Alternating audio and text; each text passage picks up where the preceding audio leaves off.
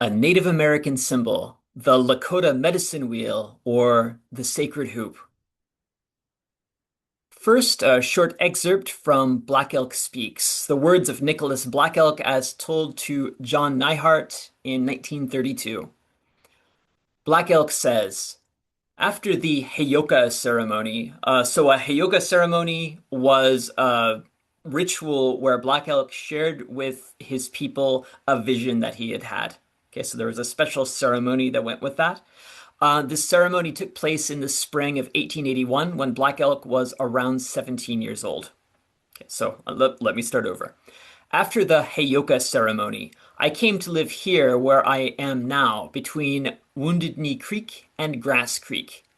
Others came too, and we made these little gray houses of logs that you see, and they are square. It is a bad way to live, for there is no power in a square. You have noticed that everything an Indian does is in a circle. That is because the power of the world has always worked in a circle, and everything tries to be round. In the old days, when we were strong and happy people, all our power came to us from the sacred hoop of the nation. And so long as the hoop was unbroken, the people flourished. The flowering tree was at the center of the hoop, and the circle of the four quarters nourished it. All right, I'm going to explain what this is. It's this circle here divided into four parts. We're going to talk about that in a moment. I'll also quickly talk about this other photo that I found. It's a ceremonial medicine wheel that was used for dancing. Okay, so the Indians built this I guess it's structure. It's a structure on the ground, and they would dance around it. It was built either by the Lakota Sioux or the Crow people in Bighorn National Forest, what is now Bighorn National Forest in Wyoming. I'm not sure if it's the Crow or the Lakota. They both lived in the same area. In fact, the Crow and the Lakota were actually enemies of each other. Black Elk talks about that a lot in his book.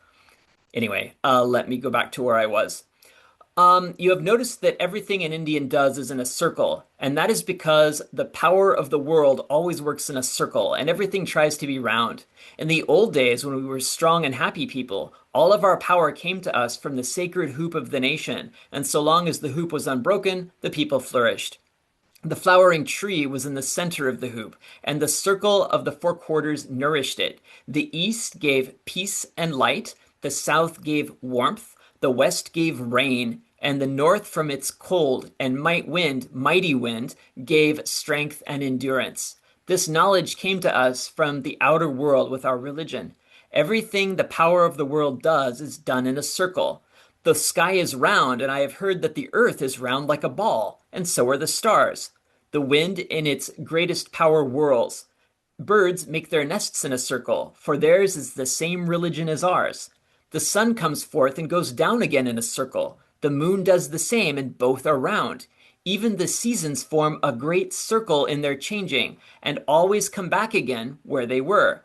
The life of a man is a circle from childhood to adulthood, and so it is in everything where power moves. I'll just add also, this is something Black Elk talks about later on, that the life of a man or a woman, right, moves in a circle from childhood to adulthood and back to childhood in old age.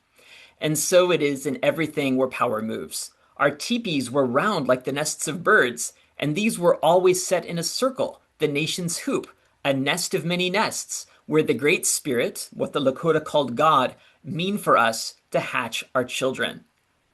But the Wasichus, the white men, have put us in these square boxes. Our power is gone and we are dying, for the power is not in us anymore.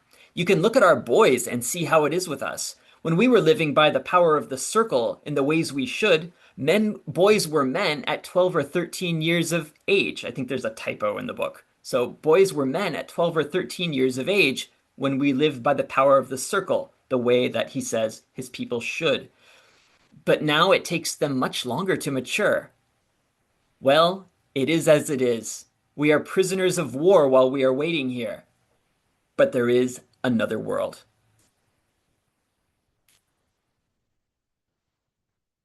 The Medicine Wheel, or the Sacred Hoop, from the RCMP Native Spirituality Guide. I found this summary of the medicine wheel or sacred hoop. I find it interesting that the Canadian, right, the Royal Canadian Mounted Police published this pamphlet that I found on the Government of Canada website. Given that the Lakota medicine wheel it comes from the Sioux people who don't live in Canada at all. But I think what's happened is that Indigenous or Native American people all across North America have actually embraced the symbol and kind of made it their own. So we saw that with the ghost dance, right? It started with the Paiute people of Nevada, but soon tribes all across Western America were embracing and dancing the ghost dance. And I think that the medicine wheel symbol has taken on a similar life amongst Indigenous or Native American people outside of the Lakota who first came up with it. Just to note that the medicine wheel here is sort of similar to the medicine wheel structure that was built in Wyoming. This particular iteration of the medicine wheel is meant to be sort of, I guess, colored by the people, right? The people stand on it and dance around it. And they can represent the different parts, right? The four quarters through their dance. Here in a drawn, and also at the top here, this graffitied medicine wheel. It's divided into four parts, and each part has a specific color and meaning. So the RCMP tell us that the symbol of the circle holds a place of special importance in Native beliefs, and we saw that with what Black Elk said.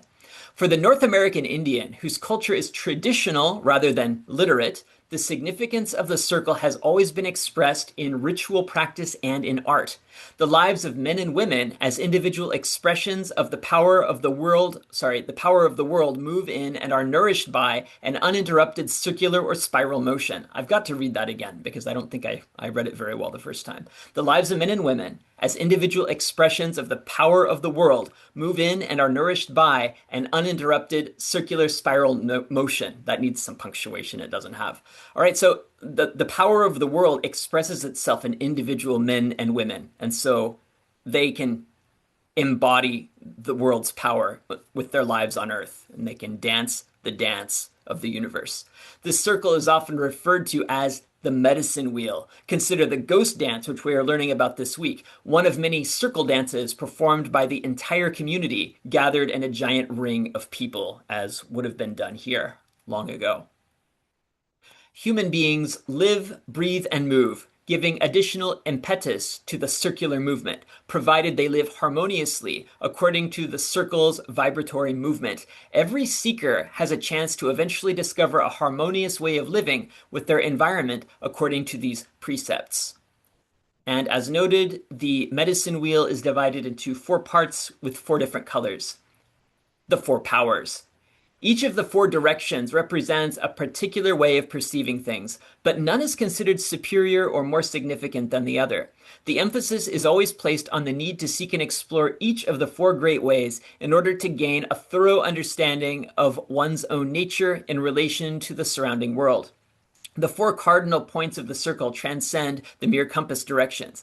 The directions themselves embody four powerful natural forces representing seasonal influences associated with various other powerful attributes. North represents wisdom. Its color is white. Its power animal is the buffalo, and its gift is strength and endurance. From the south comes the gift of warmth and growth after winter is over, the place of innocence and trust. Its color is red, its power animal, the mouse. And notice that these two are on opposite sides of each other. So winter, I suppose, embodied by the white, and summer by the red, on opposite sides of the world, just as of the circle, just as they are on opposite sides of the year.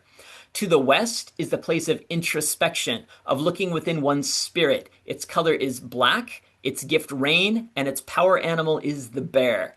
The east is marked by the sign of the eagle. Its color is yellow for the sun's illumination, the dawning sky, and enlightenment. Its gift is peace and light. Okay, one last thing I wanted to share with you. I'm going to show you on the map the Winnebago Indian Reservation in eastern Nebraska, south of Sioux City, Iowa. So there is a church on this reservation, a Catholic church, on reservation land, and it's been decorated with Native American art. And I wanted to show everyone the crucifix. You can't see it very well in the left picture because it's far away. But in the right picture, I found this on the church's Facebook page. So I thought I would share it with you. Um, a close-up of the crucifix in St. Augustine's Catholic Church. Note that the crucifix is set against the medicine wheel, right? So behind Jesus's body, we have the medicine wheel, the black and the white, the red and the yellow. Also interesting, notice that on either side of the crucified Jesus are eagle feathers. All right, this means that the Winnebago and Omaha people have adopted a Lakota symbol, as have Native American Catholics. The church's pastor, Father Mark Bridgman, says that feathers are given to those who have done something heroic and some type of sacrifice. And they're very heroic, very sacrificial, and very appropriate to include alongside Christian symbolism, right? Jesus's death on the cross was an act of loving sacrifice, and therefore Jesus is decorated with eagle feathers. And I think that's really interesting. Thank you very much.